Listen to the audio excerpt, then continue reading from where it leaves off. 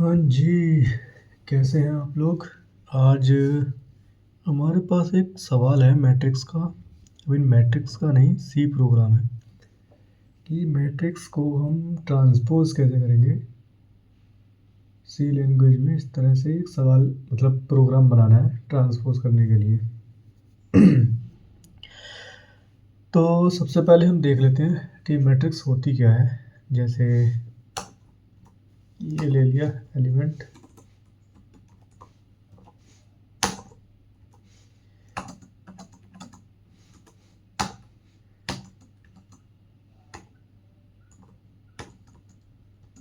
ये रही एक मैट्रिक्स, ठीक। अब इसे अगर ट्रांसपोज़ करेंगे तो इसका आंसर क्या आना चाहिए?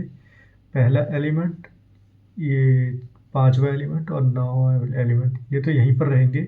बाकी ये वाला 2 5 की जगह पर आ जाएगा, 5 2 की जगह पर, 3 4 की जगह पर, 4 3 की जगह पर, 7 8 की जगह पर, 8 7 की जगह पे। तो इसका ट्रांसपोज़ क्या होगा? ये 5 4 एंड 2 6 8 एंड 3 7 9। तो ये ट्रांसपोज़ हो जाएगा। लेकिन हमें करना कैसे है? ये हम मैथ में तो कर सकते हैं स्वैप करके, लेकिन हम देखेंगे कि सी लैंग्वेज में कैसे करेंगे। तो सी लैंग्वेज में करने के लिए सबसे पहले हमें क्या करना होगा, एक मैट्रिक्स लेनी होगी। वो हम 3x3 की भी ले सकते हैं या हम कुछ भी ले सकते हैं, लेकिन मैं जो यहाँ पर मैट्रिक्स ले रहा हूँ 3x3 3x3 की मैट्रिक्स ले रहा हूँ, ठीक है। इंट एक एरे बनाया है 3x3 का, मतलब मैट्रिक्स लिए 2D array, row and column, first row है एंड सेकंड कॉलम है, ठीक है। और 2 इंटीजर डेटा टाइप और ले लिए आई एन जे लूप के लिए, ठीक है। तो सबसे पहले हम क्या करते हैं, एक हेडिंग दे देते हैं कि enter element of 3x3 matrix के, मतलब एलिमेंट लेने के लिए हेडिंग दे देते हैं। उसके बाद एक लूप चलाते हैं। इसमें करते हैं हम एंट्री कराते हैं i equal to 0, i less than 3, मतलब कि जो पहली रो है, रो 3 तक ही जाएगी, तो लेस देन 3 और आई प्लस प्लस रो को एलिमेंट अपडेट कर देना जब पहली रो बन जाए। उसके बाद सेकंड रो, उसके बाद थर्ड रो। पहली रो में जाने के बाद हम एंटर करेंगे, तो उसके बाद आ जाते हैं कॉलम पे। कॉलम जे इक्वल टू 0, यानी 0th एलिमेंट से शुरू होगा और 3 एलिमेंट तक जाएगा और अपडेट हो जाएगा। मतलब पहला एलिमेंट होने के बाद फिर अपडेट होगा, फिर दूसरा एलिमेंट, फिर अपडेट होगा, फिर तीसरा एलिमेंट। तीसरा होने के बाद यहाँ कंडीशन ब्रेक हो जाएगी। उसके बाद दोबारा से ये यहाँ अपडेट होगा और इसमें जाएगा। फिर आई जो होगा वो चेक करेगा 2 के लिए। आई अब 2 के लिए चेक करेगा, 2 भी 3 से छोटा ही, मतलब पहले तो 1 को चेक करेगा, पहले 0 को चेक करेगा, उसके बाद 1 को चेक करेगा, फिर उसके बाद 2 को चेक करेगा। लेकिन 3 पे आते ही तो ये इक्वल हो जाएगा, तो ये ब्रेक हो जाएगा। तो ऐसा होगा। पहले सबसे पहले इसमें जो हम इनपुट ले लेते हैं, इनपुट मॉडुलस डी करके लेते हैं, %d address of a i comma j, i मतलब उसके अंदर ही, ब्रैकेट के अंदर ही लेना है। और हम इनपुट ले लेते हैं। इनपुट लेने के बाद हम क्या करेंगे, सबसे पहले देखेंगे कि मैट्रिक्स, हम पहले एक पहली लाइन में इनपुट लेंगे, मतलब कि वो पहली लाइन के कॉलम पहली लाइन का इनपुट लेंगे।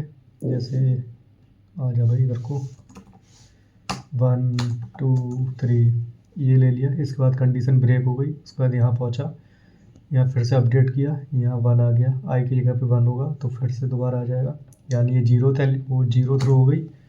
उसके बाद फिर ये सेकंड रो ले लेते हैं, 4 5 6, ठीक है। ये सेकंड रो हो गई। उसके बाद दोबारा से फिर अपडेट होके जाएगा, यहाँ 2 आ जाएगा, तो फिर यहाँ फिर से अंदर आएगा। अंदर आने के बाद फिर 0 से शुरू होगा। 0th एलिमेंट ये है, first element, second element, 0th element, first element, second element column का, ठीक। तो यहाँ 7 8 9 इस तरह से ये प्रिंट, लेकिन मैं इस तरह से लिख रहा हूँ, लेकिन जब ये आएगा तो इसे इसके नीचे और ये इसके नीचे आ जाएगा, ठीक है। लेकिन ट्रांसपोज़ कैसे कर सकते हैं? हम ट्रांसपोज़ करने के लिए अब हम क्या करेंगे, हम लिखेंगे, पहले हम यूज़र को मैट्रिक्स शो कराएंगे, शो तो जानते ही आप शो कैसे कराएंगे।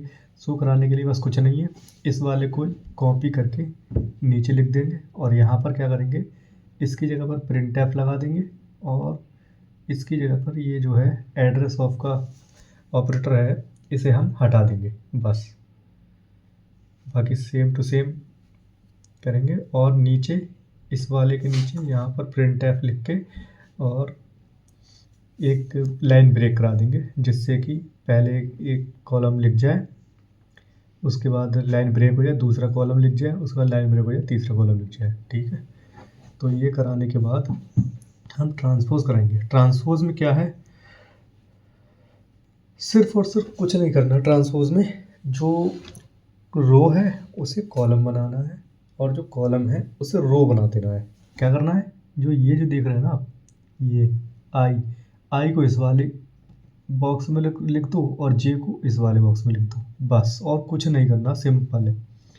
ये सेम टू सेम इस वाले लूप को उठा के यहाँ रख देना और आई को जे बना देना और जे को आई बना देना, बस इतना करना है आपको। और ये प्रिंट करा देना, जैसे मैं अभी सेव करके प्रिंट करा देता हूँ। क्या है, GCC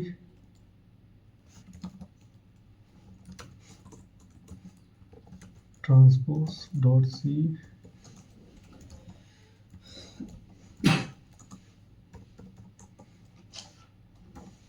आपको दिखा देता हूँ प्रिंट करा के। एंटर एलिमेंट ऑफ 3x3 के मैट्रिक्स के, तो मैं भी एंटर कर देता हूँ।